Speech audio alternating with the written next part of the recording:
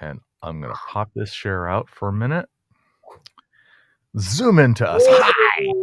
Hi, everybody. Oh, yes. Hello, Chase. What's up? I got my purple shirt on. You got your purple shirt going on. Yeah. In praise of animals, I'm wearing Counter Cat today. Super cool. I like this shirt. Yeah. Styling. Yeah. I used to think I wasn't cool enough to wear a purple shirt, but then I had a revelation. I am that cool. I am that cool, and you am that cool. Darn tootin'. You am that cool. Absolutely. Okay. So today we are here to talk about the environmental impacts of vegan or an animal cruelty free, whichever way you want to say it, because I think it's all an overlapping Venn diagram, right? Well, yeah, pretty much. You just butchered that so bad. It's like I did.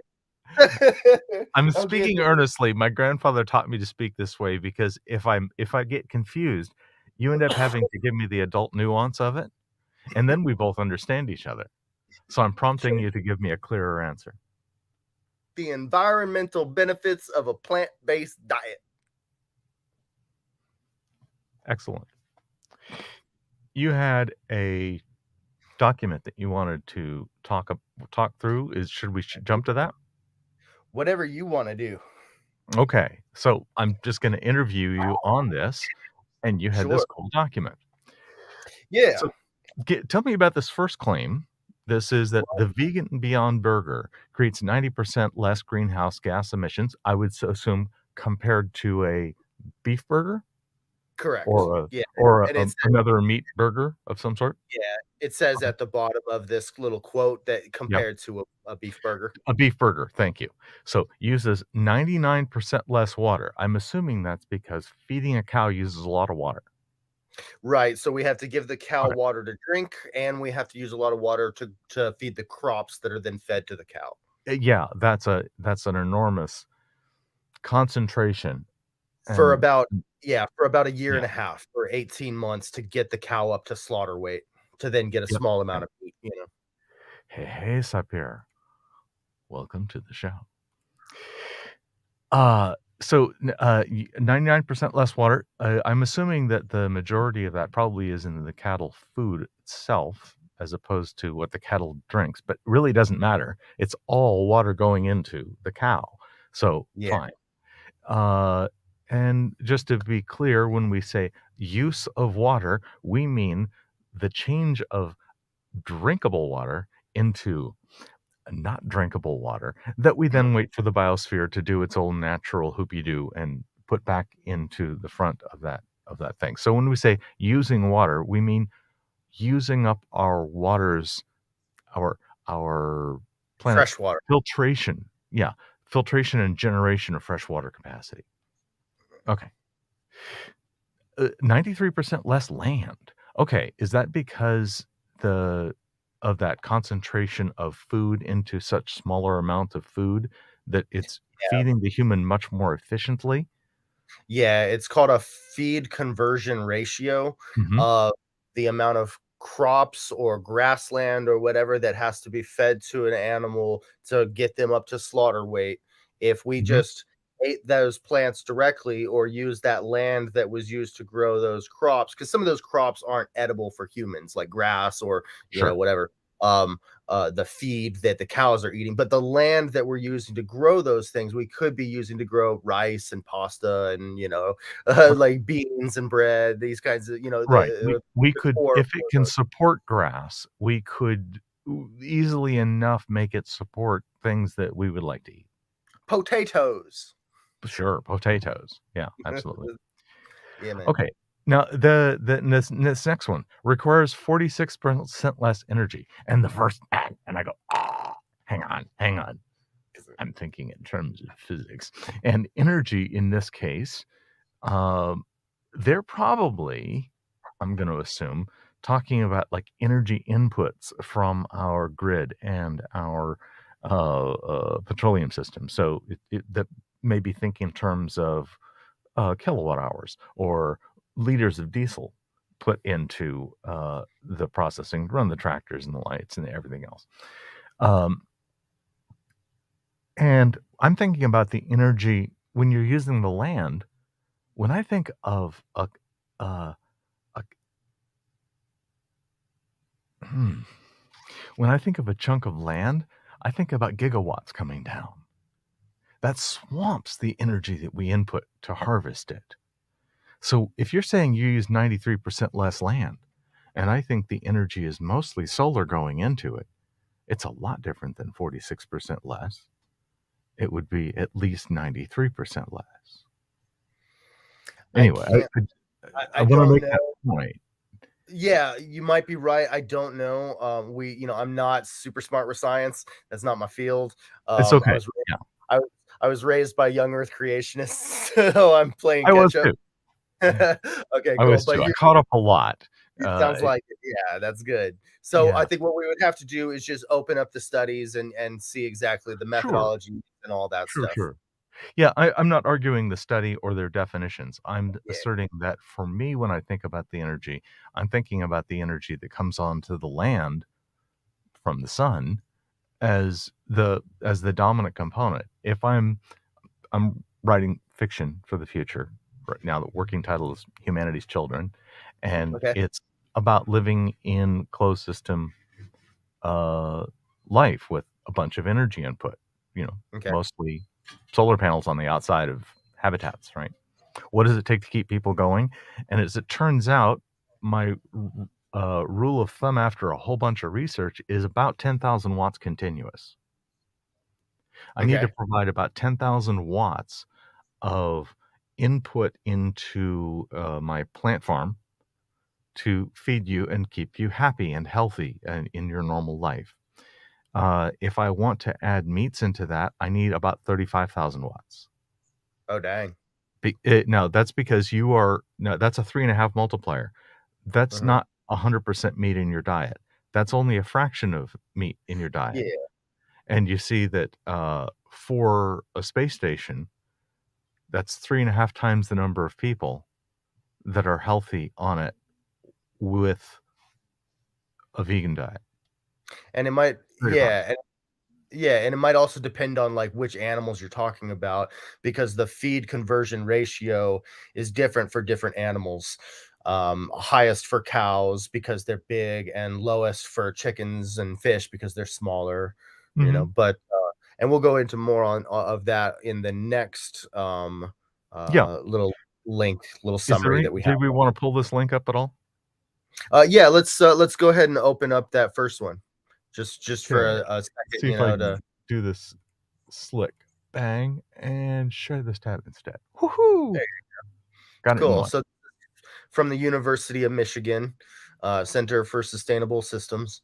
And so you can just kind of, see a little bit, you get the title there and the date that it was published and the abstract, which is basically like the summary of what they found.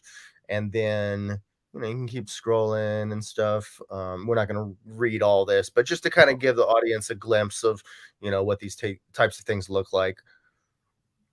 Yeah, I see these claims, the comparative assessment, 90% less greenhouse gas, 40% less energy. I didn't get the definition, but I'm fine with it. I'm not quibbling that. Uh, nine, better than 99% less impact.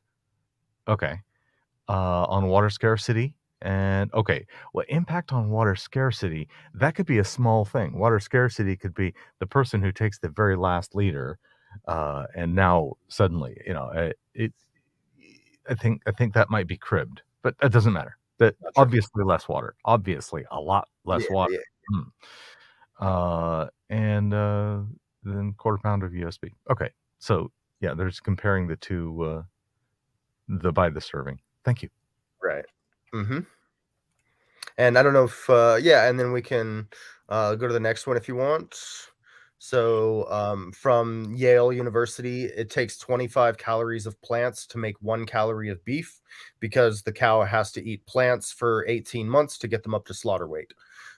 So that's that feed conversion ratio again. So for cows, it's 25 to 1.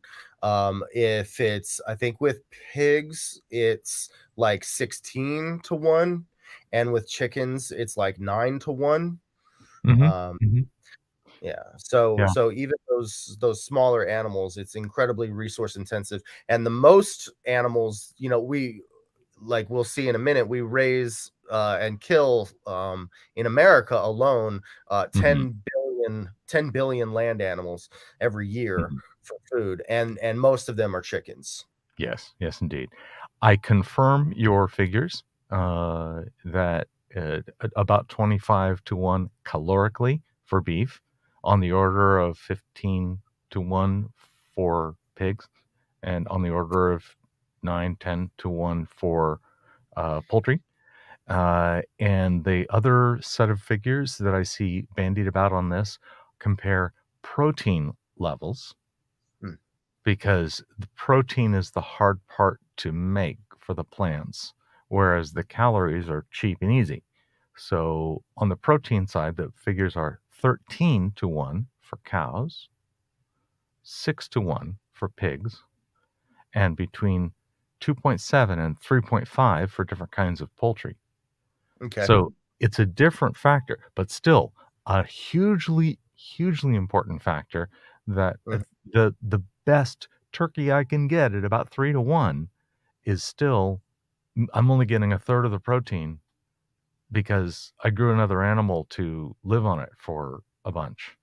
Calorically, uh, I confirm, and protein-wise, some people consider that more important. Do you have any feedback? I wanna jump to Sapir's question. No, that's fine. Go ahead and take that question. I'm sending you a picture in our Discord Thank you. messages. So if you can check that, it's coming in just a second. But then Yep, you can go ahead I'll see if I and can take. share that to something when it comes up. Not to distract from the topic, but if y'all haven't heard and or looked into the concept of Earth ships, you might wanna check it out. I very much have checked out that concept. This Humanities Children thing is a many years project, and I've had my head stuck in that as a personal interest of mine for decades. Earth ships and O'Neill cylinders and all sorts of wild and crazy notions of ways to live in enclosed environments. I'm I'm all into it, trying to build that as a fictional reality to perhaps inspire people toward the steps to get us there. I want to get us to Mars because that gets us to more than just Mars. Okay, open in browser. Share this tab instead. Let me move that over to here.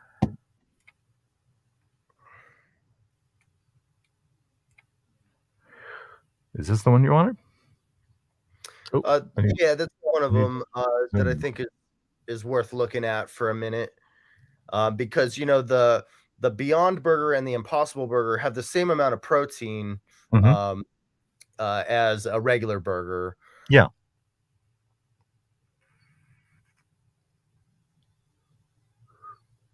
So I think it's just something worth looking at, for a moment. So Beyond Burger and Impossible Burger are both um, plant based, and the Yes. other ones are the meat. And so this is it, we're saying that nutritionally they are comparable. In what ways are they relevantly different nutritionally? Nutritionally. Hmm. Um, well, as far as cholesterol, so plant-based products have zero cholesterol, Okay. and we have no need for dietary cholesterol. Your Right. body makes its own cholesterol. And so introducing dietary cholesterol often increases the risk of atherosclerosis and heart disease by the clogging of the arteries.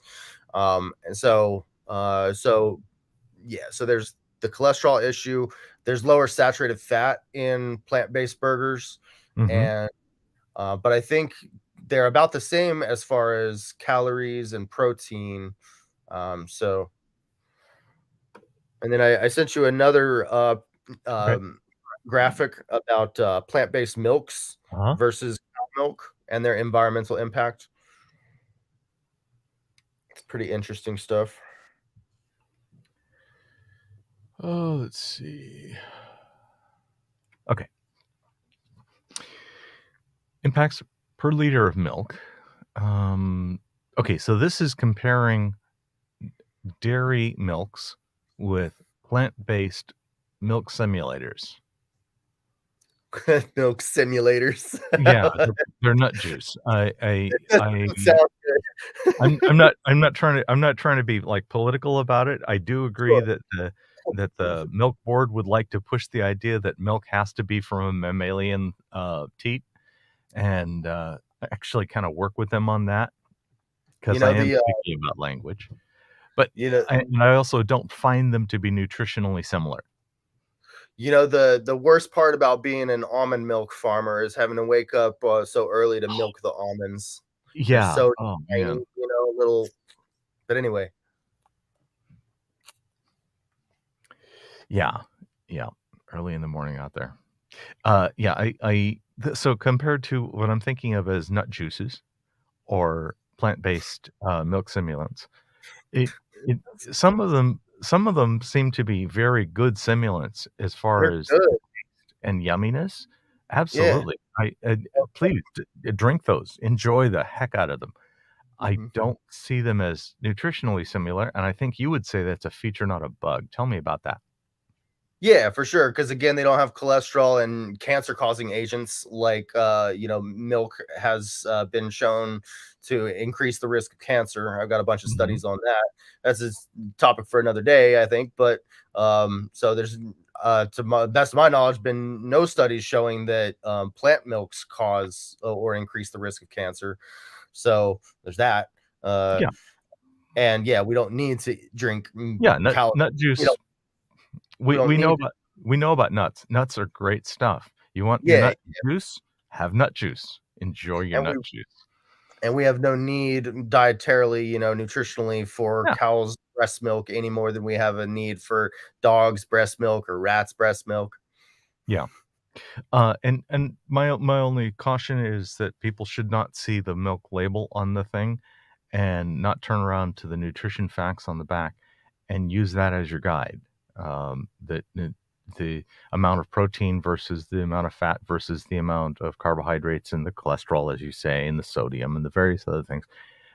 If you're paying any attention to those, please, look at the label on the back and not the one on the front for your information. Yeah, I'm sending you another graphic, but before you look at Thank you. that, we should stay on this one for a minute, I think. Yes. Um, Let me plug in my computer. I forgot to do that earlier, so I've probably been coming in all fuzzy this whole time. Let's see if this makes me clear. I don't know if I was fuzzy to begin with, but Okay. okay. I hope you can see me, everyone. You have looked okay to me, but, Okay, I'm cool. biased. Yeah, aw. I love your beard. You're so beautiful.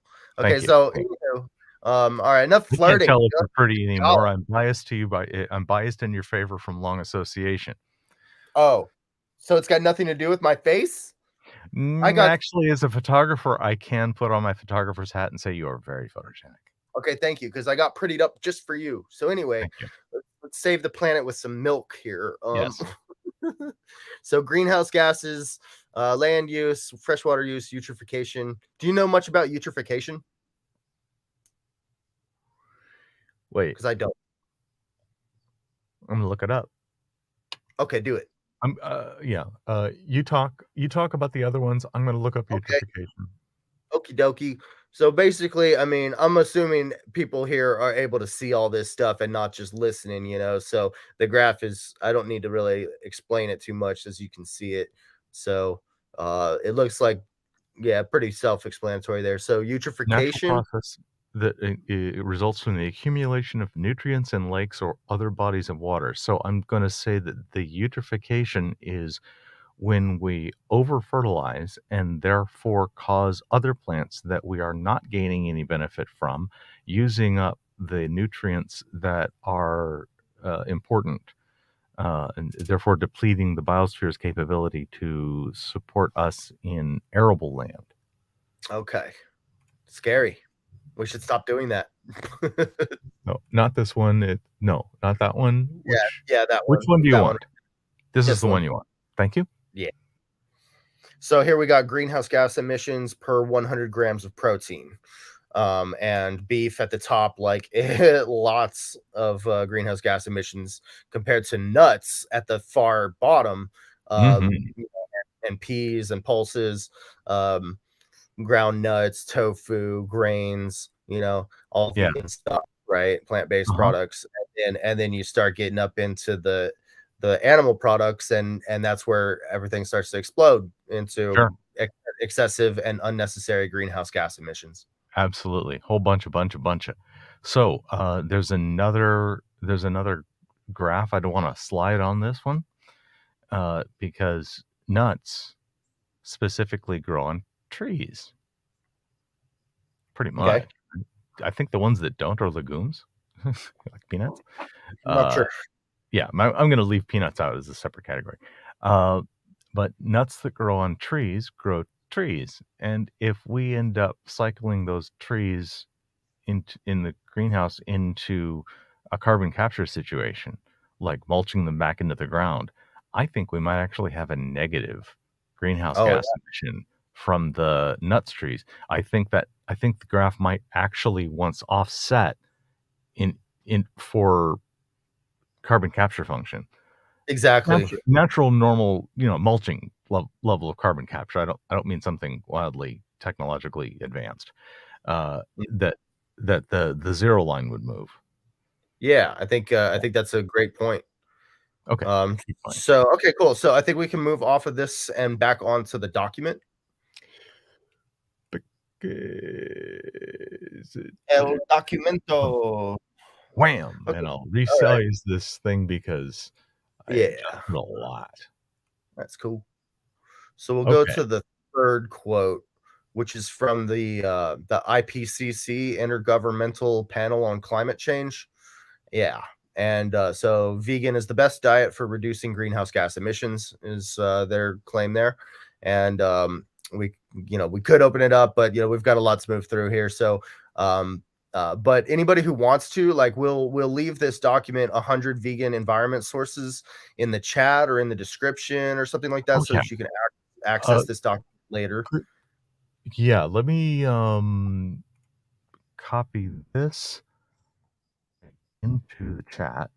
Yeah, Wow. because I think want that people to. I think that covers it, and I will please remind me at the end to paste this in the description with all of your links. Thank you. Yeah, sounds good.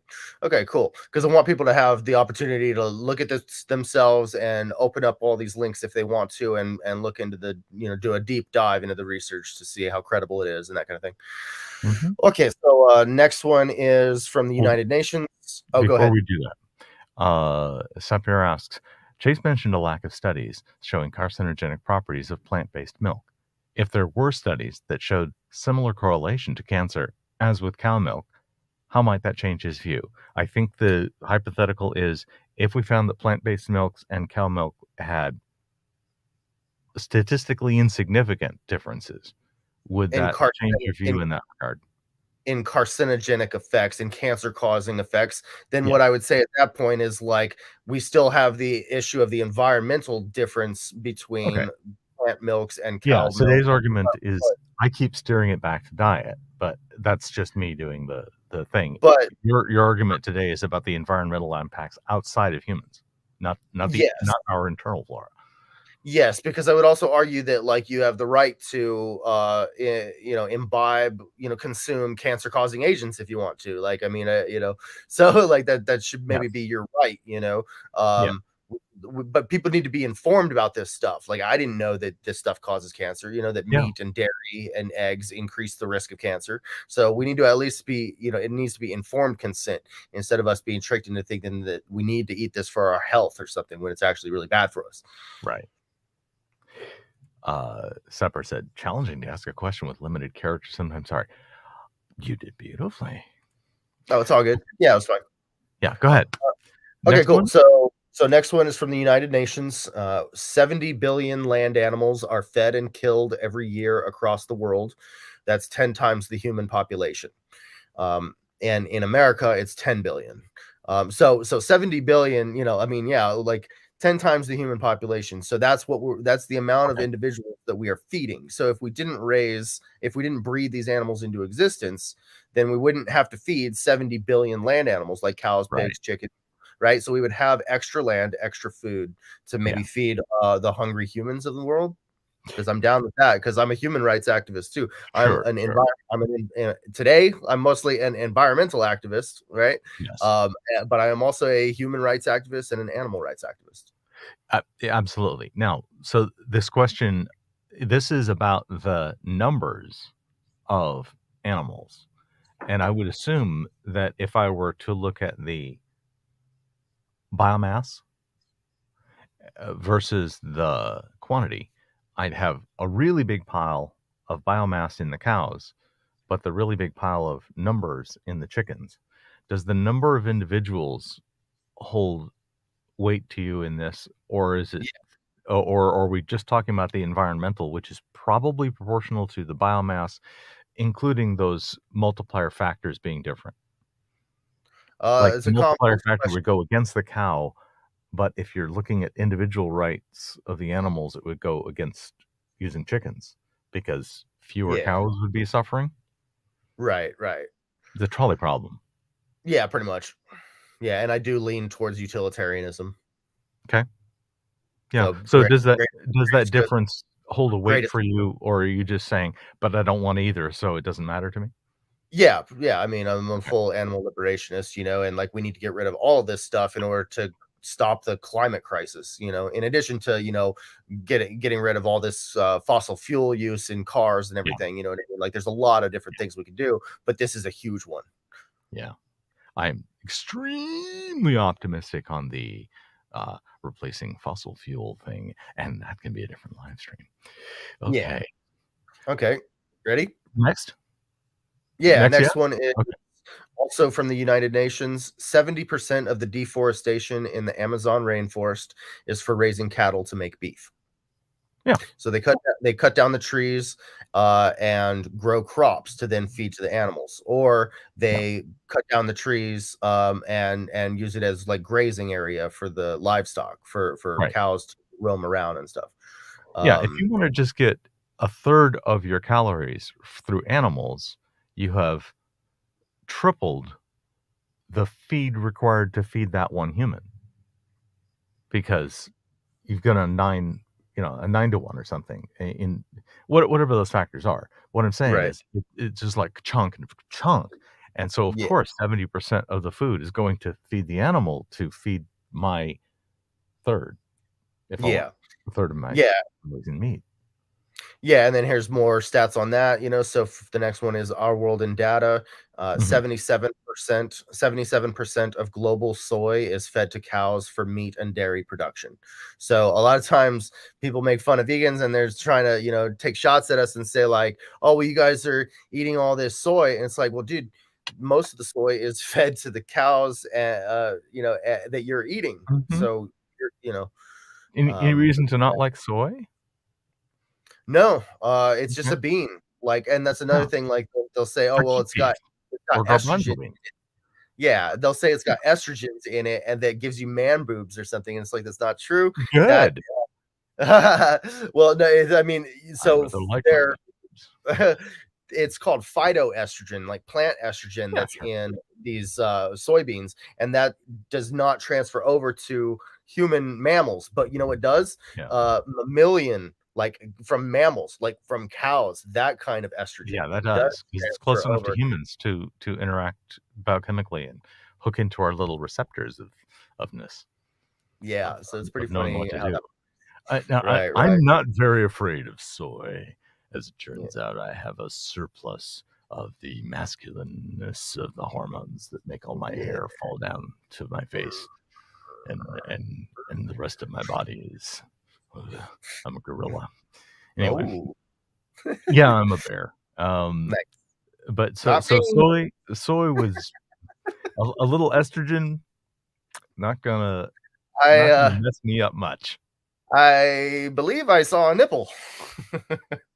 Just now? No, but Yeah, no, it was me. You missed it, but, oh, rewind. sorry. Yeah, I gave a I little flap I'll of my plug that. my bare-chestedness because I am not a Mm, bear. I am bare Right. chested. Not Yes. not. Yes, I think you understand. I have no hair. Yes. Yes, I In understand. part because I trim. I trim the little bits that I have. But anyways, this has gotten off track and way too personal. Yes.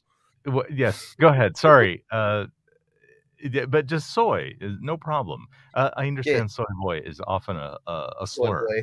Yeah, for yeah, somebody who likes nut juice. And it's like, what? right. Or And to be tofu. clear, just for the record, like a lot of the vegan meats are made out of soy, but a lot of them are not. Like the very Yeah. popular Beyond Burger, Beyond Meat is not made out of soy. It's made out of peas, pea I protein. love But it doesn't peas. taste, yeah, it doesn't taste like peas though. You know, it tastes like a burger. But Yeah. anyway, all right. So let's move on to the next one. So can you highlight the next one, which Yeah. is from the American Regina, Soy? I keep throwing it off into health. I will be more disciplined and stay on the topic of environmental. We will definitely cover health in this series. Thank you for the Yeah. discipline. Sure, sure. So going to the American Soy Association. So the last one we had read was Our World in Data about global soy production, but this and how it's 77%. And this one is about the American Soy Association. 90% of U.S. soybeans are used for feed for animal agriculture. 90%. Mm-hmm. That's okay. Yeah. So just good to know. All right, so we can move on quick from that. So the That next one must is mean that soy is an efficient food. yeah, Yeah. yeah. Okay. All right, so next one is from Stanford University. It takes 1,800 gallons of water to make 1 pound of beef, the equivalent of 120 showers, compared to only 600 gallons of water to make 1 pound of beans. So that's what is 3 Oh. times as much. Yeah, but do I get what's a pound of beans and a pound of beef are not nutritionally similar. How many beans do I need to make a pound of beef's nutrition goals in terms of, say, protein? I mean, they're pretty similar, but we can look it up real quick. Yes, Let's please. yeah, so let's try oh wait, actually well, yeah, let's see. What should we do, like by 100 grams? Yeah, let's try Yeah, sure. Just protein content of 100 grams of beans versus beef. Let's see. And I don't know which website to choose here. whatever. Round numbers is fine. I don't need precision. Let's see. I mean, this is just going to be a little tricky because I haven't vetted these sources. So I'm just like pulling That's up. okay. We understand that we're speaking in round numbers, and they've just made a 3-to-1 comparison. So if it's a 2-to-1, the difference is not as stark. Okay, so the first one I'm pulling up is from Super Sage. I don't trust this website. Okay. Okay. It's only giving a percentage, it looks like, Okay. as opposed to like a grams. But like it's percentage saying of protein. yeah, 38%. Yeah, Okay, so for is that beef, for the beef? yeah, 38% for beef Great. and 26 for kidney beans. Oh, okay. So Well, that's then that's fine. I'm great. I'm great. So that means that this difference of water is about 2-to-1. So it's still, That's you know, 3-to-1, which is just fine. Makes the point. Yeah, it's still there. Yeah, I'm just trying to find something else real quick. The average serving size. Okay, wait. Yeah, not too concerned about that. I eat a lot more Okay. peas than I do meat, and still, I eat a lot less calories in peas than I do meat. This is about calories, and then I'll talk about protein. So calories, beef is around 2 times higher in calories compared to kidney beans. Mhm. A 100-gram serving of beef provides 250 calories versus kidney beans, which is 125. Mhm. And then with protein, when Sounds to comparing me like the equal, protein over calories is better for the beans. yeah, Is that right?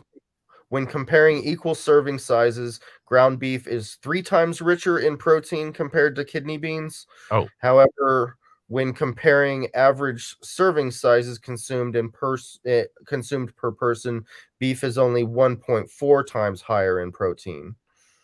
Good enough. Thank you. Okay.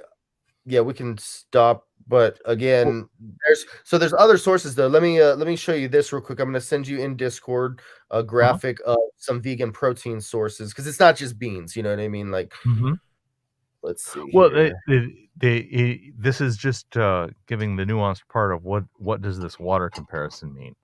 Because I am trying to be disciplined and not go too much Yeah, into the health question. Just the value of the food in reasonable comparisons. Yeah. sure, sure. So go ahead and open this in Discord if you could. Yes. Bing bang. So this is again per 100 grams in weight. So at the top, with very low is potatoes with 1.9 grams of protein per 100 grams of weight. But then at the very bottom, you've got seitan, which is Oh my. 75 grams of protein per 100 grams. So that's like just nothing but protein, pretty much. What is Let's try that? to find. What So is a seitan? it's like a wheat, maybe a fermented wheat gluten or something. So Mm, mm, mm. some people can't have it if they're gluten intolerant or whatever. But let me try to find where kidney beans were. I Okay, love gluten. so kidney I beans. don't do it much because it's too carbohydrate but yeah. Yeah, so kidney beans on this list, and I did verify this list, Uh-huh. Thank is you. up towards the top at just 8.7. Yeah. Okay, so 8.7. Let me see if we can find, let me do a search just about beef, asking how many grams of protein in 100 grams of beef? 35 grams is the first thing that came up. So that's definitely higher than the kidney beans, but 35 grams of protein is similar to, hemp seeds, edamame pasta. It's less than edamame pasta, and Mhm. it's half as much as seitan. Right, right. So yeah, Well, seitan and is just nuts processed stuff. yeah, and Um, there yeah, is also this misunderstanding of how much protein we actually need. We don't sure. need that much protein, and however much protein you need, it is easily accomplishable in a vegan diet, especially There you because go. you got vegan like protein powders. That's what I start my day with is Yeah. like a protein shake with Yeah, direct fruit. processed supplements, yeah. Yeah, and that Uh, stuff that like I have a rice protein powder and a pea protein powder from peas, mhm. and both of them each have more protein than whey protein powder, which comes from animal products. Yeah.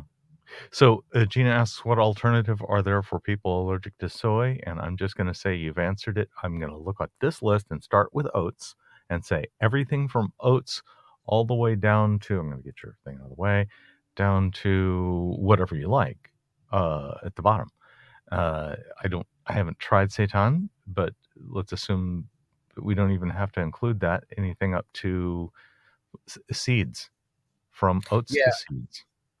and let me say another thing. I just brought up another website, and again, like I haven't vetted all these sites, but Mhm. this next the previous site that I said had it said beef had 35 grams of protein, but this site is saying it's more like 20 grams of protein. Yeah. So it might also depend on what kind of meat or what kind of beef you're getting. If it's got more fat or if it's more lean or something like this. But Yeah. on average, beef contains around 20 grams of protein per 100 grams. So 20 grams compared to this list, you've got other things like tempeh, pistachio nuts, flax seeds, chia Mhm. seeds, cashew nuts, almonds, pistachios, peanut butter, pumpkin seeds. Mhm. So there's a lot of different things. Kimberly makes me a comfort food breakfast that I really, really like that is oatmeal Uh-huh. with a whole bunch of chia and sunflower and pecans added. And Okay, that cool.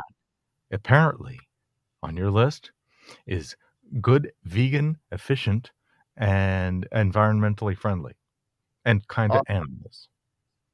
yeah, yeah, definitely. So yeah, so there's a lot of alternatives, and the only the amount that you need of protein per day is only 50 grams. 50 grams a day. That's easily accomplishable. So long as you're eating enough food, you're gonna get that.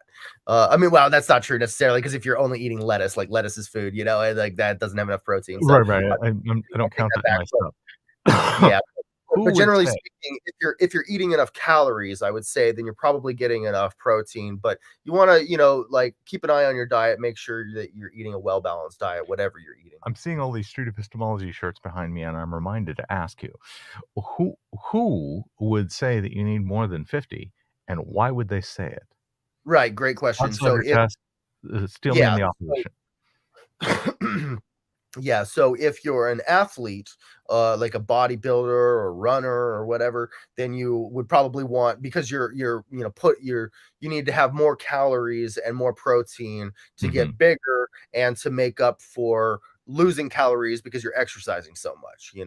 So I think Yeah. with athletes and bodybuilders, it might be something like your body weight in Mhm. protein. So like I'm about 160 pounds, so I would need about 160 grams of protein per day to be like at that, great level of fitness or whatever. Okay. And that also is easily accomplishable on a vegan diet. Oh, totally, totally. That oatmeal breakfast that I talked about, would be, absolutely enough, uh, and efficient enough in getting my protein and calories to cover my day's protein needs. Yeah. Okay. I'm sure I do take in more protein than that, by habit, but I'm agreeing Sure. that I don't need to. Yeah. Okay, cool. So let's go back to the Okay, document with the environmental back stuff. to the document. Yes. Share this tab instead. Okay, Reese is cool. So the next one is from the University of Oxford. So raising animals takes up 75% of our farmland because we have to grow tons of crops to feed all these animals. yes. A vegan diet is probably the single biggest way to reduce your impact on planet Earth, not just greenhouse gases, but also global acidification, eutrophication, land use, and water use. Uh-huh. Beef required 36 times more land than peas. Mhm. That's And bananas. well, that's another question, but, the 36 times more land than peas, yes, you're taking out of ends of the scale, comparing them, yes, so you're gonna expect a big difference, and the other side would argue very much that the land used to grow the cow's food is not usable for growing peas.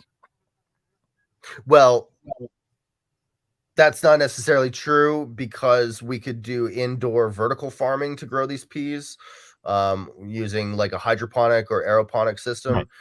Yes. But all and so it's not dependent on what kind of soil because it's built indoors, like a Right, but we vertical. wouldn't grow grass for cows on that land. We would use land that is too hilly, too weird, too whatever, and that's where we do the cows, and they end up preferring a right or a left side, and they'll walk clockwise around the hills or counterclockwise.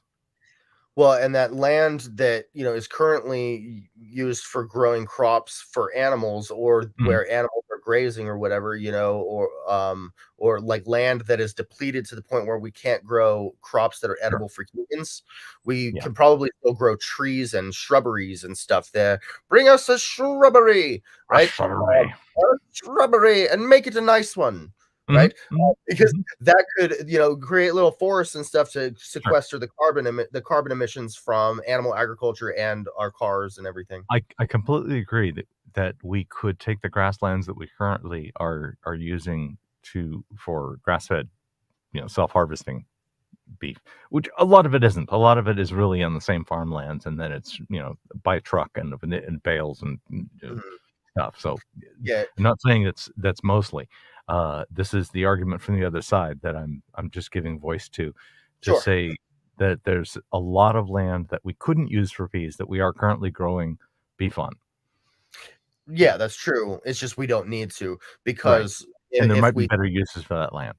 exactly. Yeah. And like this study is saying from the University of Oxford, it's that raising animals takes up 75% of our farmland. So Yep. if we didn't do that, if we didn't breed these animals, then that would free up 75% of our farmland, and we would not need to Oh, yeah. replace all of that with plant agriculture for us to eat. We would only need Right. like 10%, only need like 10% of that land. And we wouldn't even need necessarily that completely land. It could be other land, but like in any case. So ready for the next one? Yes. Vegan Okay, cool. diet would cut food-related emissions by 70%. Well, yes, for all the same, it's the same answer. Economic benefit of reduced greenhouse gas emissions from dietary changes could be as much as 570 billion US, I assume, per year. I believe so. And that seems really small. 570 billion? That's it? That's only $80, $60 a person, $80 a person. Well, I mean the the US military budget is like $800 billion per Right. year. So Sure. this is right below that. So that's pretty significant. But it's worldwide. And Maybe yes, so. the US military budget is significant worldwide, no question. True. Okay, so let's move on to the next one. Right. From Stanford. Ready? So from Yes. Stanford University, if everyone in the US ate no meat or cheese just one day a week, it would have the same environmental impact as taking 7.6 million cars off the road. How many million Would that cars are there? Are there a billion cars?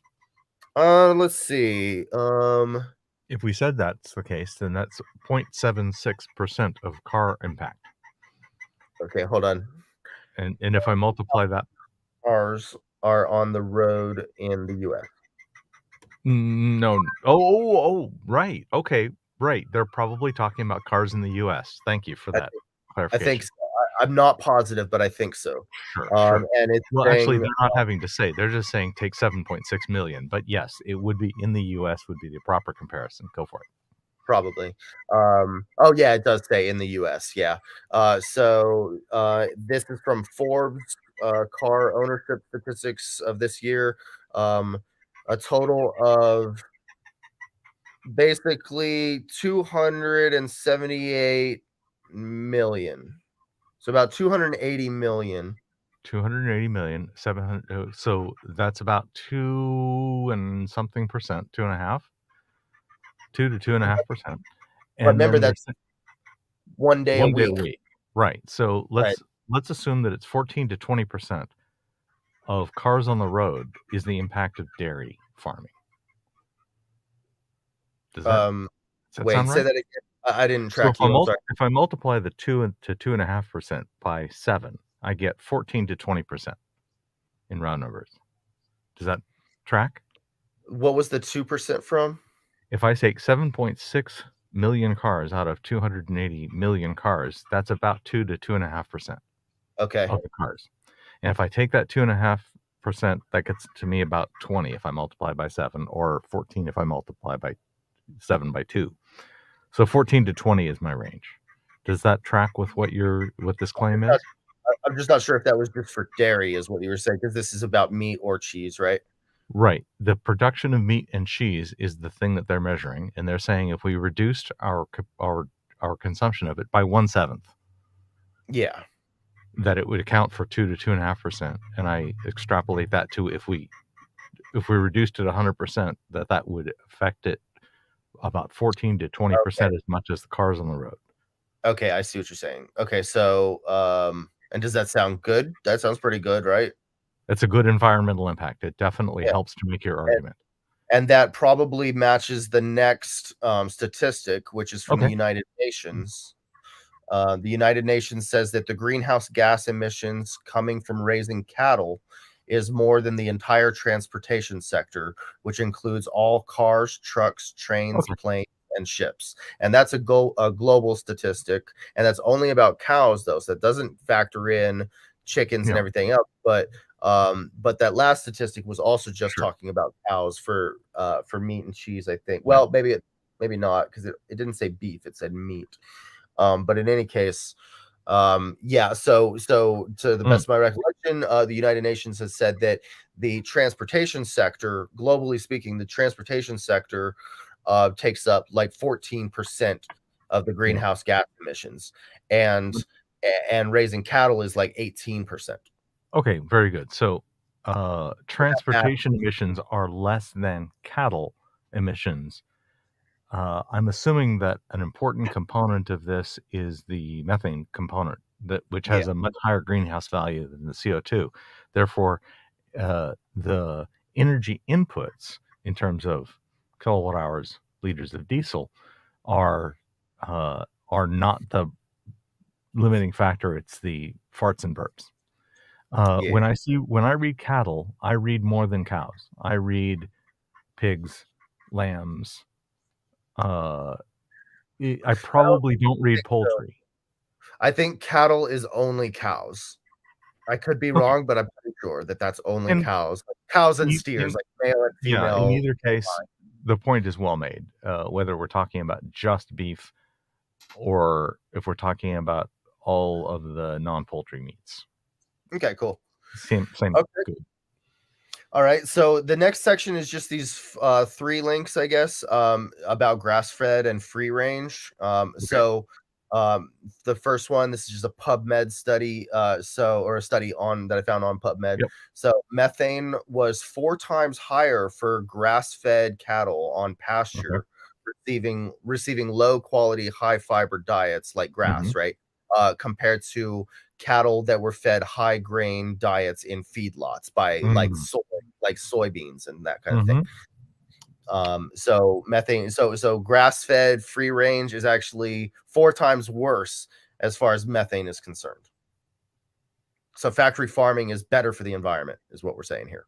But factory farming is Right. more In cruel. terms of methane, uh, I do have a lot of optimism that we will learn to manipulate the gut biota of our cattle and eliminate the methanogens while increasing the ones that actually help and do three things. One, reduce the burps and farts by an order of magnitude. Two, uh, improve that feed factor by 10 or 15% because we've eliminated methanogens that are releasing energy that don't go into making cow. Those methanogens help the cow deal with some kinds of feeds, but don't overall serve the cow. It's a compromise. So that's where I'm optimistic that we can address the methane question some. To some degree, maybe. Yeah. So the next one is from IOP Science. Yeah. A nationwide shift to exclusively grass fed beef would require increasing the national cattle herd from 77 to 100 million cattle, an increase of 30%.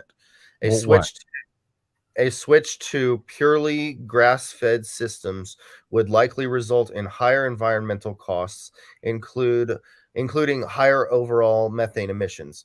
Thus, only reductions in beef consumption can guarantee reductions in the environmental impact of US food systems. Is this my understanding that grass-fed beef is less efficient? Maybe you get less beef per cow, and It's therefore you need 30% more cows, It's or it's either that or it could be because it takes longer to get them up to slaughter weight. It takes longer to get a same thing. grass-fed Yeah, animal up to slaughter weight, by maybe, like, 4 months or something because so sure. it's I You need so I more think, like head to harvest the same number of cows. They might be of a similar weight. well, yeah, something like Okay, that, or, same difference. um Yeah, good. yeah, or you just keep, having to feed them for an additional 4 months, and that Sure. takes them more, and then they're alive for longer, If emitting they're more 4 greenhouse. months longer, then that means they've taken 4 months more feed and everything else. So, yeah, you need that many more. And that also tells me that the labor involved in each cow goes up by a factor of 30% as well. So Mhm. the grass-fed beef would be, in many ways, 30% more efficient unless there's other efficiencies of scale that offset that. Yeah, and then so the last one here is, only 4%, this is from, South Dakota State University. Mhm. Um, Only 4% of US beef retail and food service sales is grass-fed beef, Mhm. with a value of roughly $4 billion. Right. So, a lot of times people like to say, "Oh, I buy, this high quality grass-fed stuff." And it's like, well, you're probably not. You're probably just falling for a marketing scam that says it's that when it's actually not, because this stuff is hard to find because it's only 4%. Right. Um, It's and economically, it's such a and special thing. yeah, because it's more expensive, but it apparently is worse for the environment In terms of methane, yes. as far as methane. There might be other Yeah. things, yeah. In terms So of, offsetting arable land for food production, it's, better. maybe so. So And yeah, there's there could be areas other. where you can take advantage of it. Obviously, the opportunities for this kind of, grass-fed are maybe more rare than because they haven't been developed, you know? Yeah. So I think right now would be a good time maybe to mention a couple of Yep. documentaries on Please. Netflix. On Netflix, there's Cowspiracy Yeah. and Seaspiracy, like the Good. sea, like the ocean. So Mhm. Cowspiracy and Seaspiracy on Netflix are about the environmental devastation from animal agriculture. So that's really good stuff. And Good. so Cowspiracy and Seaspiracy, Mhm. and There'll be then links in the description. okay, cool. And then, I mean, I don't know if you wanna stop now or Mm, if you wanna, up to you. like This is your presentation. I mean, I feel like we're making good time, we've been Sure, on it sure. for about an hour, but, like, we might as well keep going, like, we can scroll Okay. through the document a little bit more if you want and just see what Sure, sure. pops up at us. So Uh, some of these are just links with no explanation, but some there are, so, yeah, if you wanna sure, read that sure. one. Meat and dairy products provide just 18% of calories and 37% of protein, but use the vast majority, 83%, of farmland and produces 60% of agriculture's greenhouse gas emissions. So meat and dairy are much less efficient in providing calories to humans. Yes. Moving from current diets to a diet that excludes animal products has transformative potential, reducing food's land use by 3.1. That's okay. By 3.1 billion hectares, a 76% reduction. Okay, so same along the three quarters thing, including a 19% reduction in arable land. A much smaller reduction in arable land Mhm. leads to that other counter argument. Uh, Greenhouse gas emissions by 6.6 billion. Okay. A 49% reduction of greenhouse gas emissions. The actual number is throws people off, I think. The percentage is all I should focus on. Greenhouse gas emissions by 49%, acidification by 50, eutrophication by 50, and scarcity weighted fresh water withdrawals. Again, that's the last liter thing. So I'm going to ignore it. For the United States, where per capita meat consumption is 3 times the global average, dietary change has the potential for a far greater effect on food's different emissions, reducing them by 61 to 73%. That is very significant. Okay. Do you want to say anything about cow versus plant milk? No, we already saw that graphic. Omnivore diets contributed the greatest to greenhouse gas emissions, land use, and water use, and compared to a vegan diet. Okay, omnivore diets. There's also meat heavy diets or meat only diets, and I would assume those are a very small fraction of the population, but Yeah. disproportionately impactful.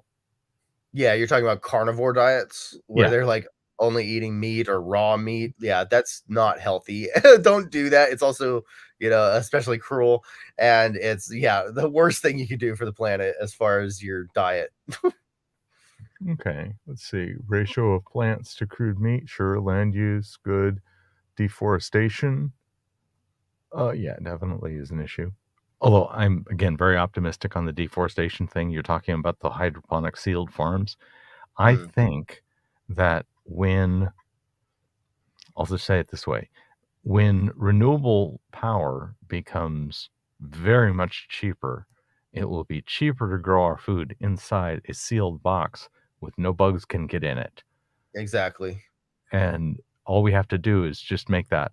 um, concentration of the solar into the lights on the inside with all the inefficiencies involved more efficient because we've sealed up the box, and now our production space goes berserk pants. And you know all Yeah, that land we were growing grass on?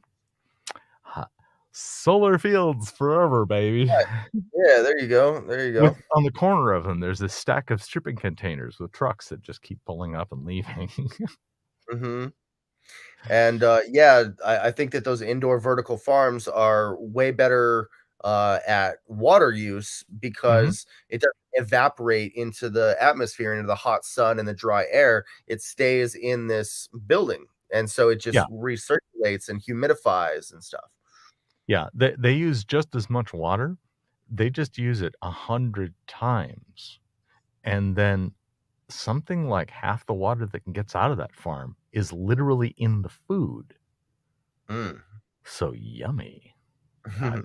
That's some good water use right I there. I I think they also harvest crops twice as fast, and it's cool because you can Oh, yeah. grow year round, you know, because it's not Yeah. dependent on the weather. You're not seasonal, you're not even diurnal. You're not limited to a 12-hour day. I mean, Yeah. and you can make sure that the plants get exactly the right kind of overcast conditions for their optimum, and you can keep them at their perfect temperature. Are you aware that trees are warm-blooded? I don't even know what that means. A plant or a creature that can moderate and control its own temperature, regulate its temperature to Okay. stay within an optimum position. If you look at the leaves of trees, they transpire water and maintain their surface at 71.2 Fahrenheit or 22 or 21 centigrade. Cool. That's their plant body temperature, and they do it at the place where they do the chlorophyll photosynthesis part.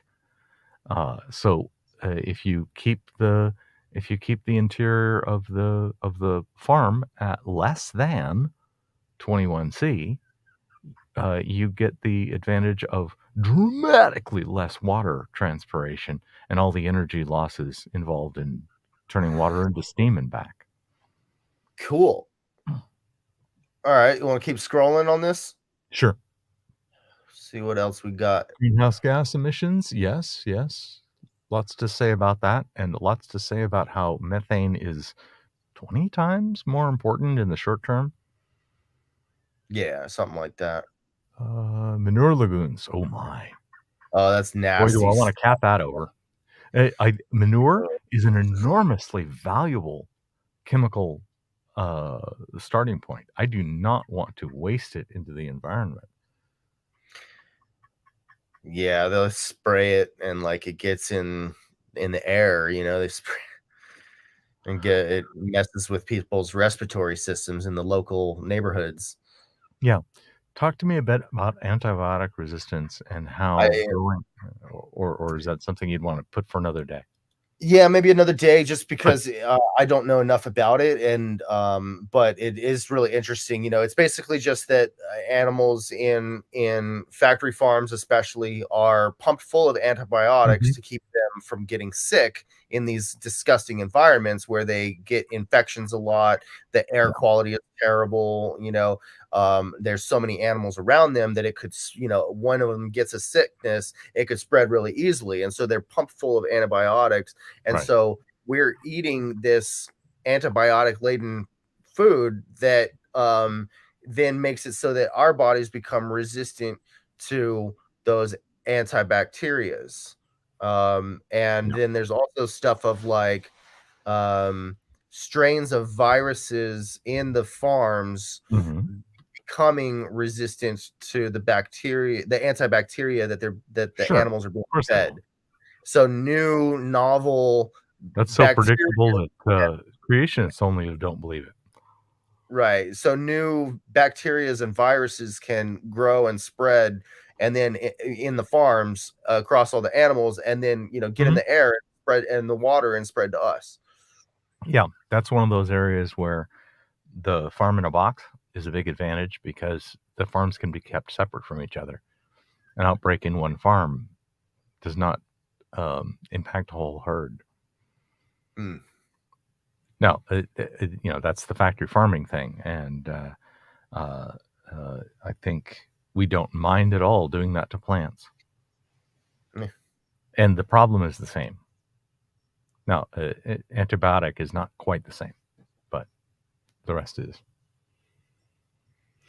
Oh, this one is really important. Not that one. The vegan food is less expensive, just because this needs to be known. Yeah. So, from the University of Oxford, global study shows vegan and vegetarian diets are the cheapest option. The Yes. study, which compared the cost of 7 sustainable diets to the current typical diet in 150 countries, found that vegan diets were the most affordable and reduced food costs by up to 1/3. And that's Yeah. because the cheapest foods at the grocery store are vegan: rice, pasta, Yeah. fruits, vegetables, seeds, nuts, beans, bread. Okay. Seeds, nuts, beans. Yes. Rice.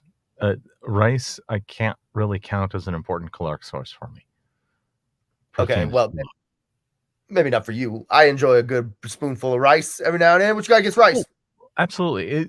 Rice is fine for 20-30% of your diet, if that works for your thing. I don't want to count rice as a good staple. I think it is a survival staple that is not great for human thriving. I think we Even need to brown? add a lot more nuts and Sure, oats. sure. But even brown rice, I know is better than white rice, but maybe it's not as I don't good know. as nut, like you're saying, for sure. We need Yeah, more nuts. it's on the wrong side of the chart for me to add very much of it, but Okay. I'm not saying rice bad. I'm saying rice limited. And if you want human thriving, you need to have the richer foods. Okay. But that doesn't go against your point, because nuts are 2-to-1 by weight for meat. So 100 grams of nuts for me is 200 grams of meat in almost a straight trade for both calories and, as you say, even better protein and nutrition and less health risk. Uh, the those nuts probably cost me 50% more than that meat. But Yeah, fine. yeah. Fine. Yeah, the nuts are the only thing on that list, I think, that I gave that is a little bit more expensive, but Yeah. it's Not a worth problem. it. They're so Yeah, healthy, totally. and Yeah, they're and so good. that oatmeal thing is cheap enough to Yeah. offset it, because oatmeal is really cheap. Right, exactly. It gets offset by the other costs, and also it's just so much better for the environment than other protein sources, which Yeah. is what we're really focusing on today. Yeah, Um, yeah, the environmental impact of my nuts thing is fantastic, and yeah. even if it's a straight across trade on my food budget, sure, no Yeah, problem. I'll tell you what I eat a lot I'd have to be is really picky to get my vegan food as expensive as my other, unless I buy special. Oh, that's nice. I love me some wasabi. wasabi. These are I love spicy. fresh. So good, dude. I went through this whole bottle of hot sauce in about 2 days. Nice. Look at this. Hot and spicy Beyond Meat jerky. It's Nice. super good, and it's got Yeah, mad protein. Foil's been using that, and it's pretty tasty. I like it. I don't do much jerky in my day. I did. I was way addicted to jerky, so I'm glad this came out. I'm Like, there were other Go I'm ahead. not limiting my salt, but I am paying attention to not get too much, and jerky makes me count. Mhm. I limit my salt in terms of my soups. Okay. Now I will say, though, that the vegan meats, like the Mhm. plant-based meats, are currently more expensive than regular meat, unless you're going Sure. to, like, I'm just a not interested in them. fancy unless you're going to, like, a fancy steakhouse and getting filet mignon and stuff like that, $100 steak or whatever, but, like, Nothing generally important to me. speaking, a vegan burger is gonna cost a little bit more than a regular dead body burger. But the benefit, like, that's only for right now because it's new to the market and Mhm. society is, changing. But supply and demand, as more people buy the product, the price goes down. Over Yeah, at Burger King, there at Burger King, there's a Impossible Whopper, a vegan yeah, Whopper for only $1 more. So that's cool. okay, And I eat that a lot. It's really good. yeah. And um, Full gets but those. yeah, He doesn't eat meat for decades now, and That's common around our house that he'll get those kind of things. They are significantly more expensive uh, Yeah. than the way, and that's fine. He doesn't eat a lot, so his food budget is not disproportionate to ours. I bet mine has gone way down. Oh my goodness. From what Cool. it used to be, I'm eating a third or a fourth the calories I used to. Mm. Yeah, So yeah, it's I amazing think change. that's the end of this list. There's about Thank you. 114 links in there. We Yep. only went through a few of Huge. them, but yeah, thanks for going through those. I think they're pretty strong statistics. Very much. You want to scroll down just a little bit? Let's see Sure, if sure. there's anything else there. For my work, Uh, the chase. So there's the links. That'll work out. Gina does yeah, yeah. not like wasabi. I appreciate that, and I make sure not to give her any. Also in this document, though, there you can see at the top right here is 200 vegan health sources. So that's also a really important document Okay. that's similar to this one where it has, little summaries, but it talks about, cancer and heart disease and all that stuff. And we'll talk about all that in another day, but this is a really Yeah, the health. solid. We'll talk about the health thing. Thank you for this thing on the environmental. Do you have any summary that you'd like to leave with us? No, I love y'all. This was a Love very y'all fun too. conversation. Thank you for having me. I Mhm. look forward to the next time, and y'all can follow me on Facebook, Instagram, YouTube. Yeah. Okay. So I started with a confidence of 2 sigma that What's that mean? environmental 2 sigma is like 95% confidence. It's the second standard deviation. I'm thinking in statistics terms. Uh, uh, that environmentally from outside the people that a vegan was definitely the better choice for our overall world. And you've increased my confidence by about a half a sigma. What is a So half a sigma? What's a sigma? when this a sigma is the second standard deviation. It's 2 sigma is about 95%, and you've gotten me up to about 98. Oh, all right. 3 percentage points. Why don't you just say that shit? Because I'm also speaking to my math base, who Oh, math actually, base. yeah, some of my audience actually appreciate that Okay. coming from the statistics perspective that I do about my beliefs. And then I have to translate. And it's really weird that I see just as much difference between 66% and 95 as I do between 95 and 96. I'm sorry, between 95 and 99.6 because Oh, really? there's a bell curve involved in it. So if I had, It's a whole nother discussion. are you basically saying that it would have been basically the same as what the amount you have changed now would have been the same if you had been at 60 and went to 99? If I had gotten from say 65 to 80 would be a 15-point change on your scale. And it's a 3-point change in this case because I started at a different place. And to me, it's the same amount of shift. Okay, I see. Kind of. Yeah, because it's I on a don't weird little curve. And don't worry about the curve. We can have that discussion if somebody wants to talk about I uh, don't. my beliefs. Yeah, you don't. Just But because I'm stupid with this, I don't know anything about science and math. it's totally okay. I'm I'm You good at understand the nuance of how you've decreased my doubt by a significant fraction. okay, You cool. decreased my doubt by 2/3. That's cool. So, okay, nice. Yeah, so, yeah, I'm good at other stuff, I swear. You are good at this. Heyo! Heyo. You are Woo! actually very, very good at this, and I'm really looking forward to continuing this series in the coming weeks. Alright, well, I appreciate you, buddy. We'll see you soon. Great. If you wave, the AI will turn us off.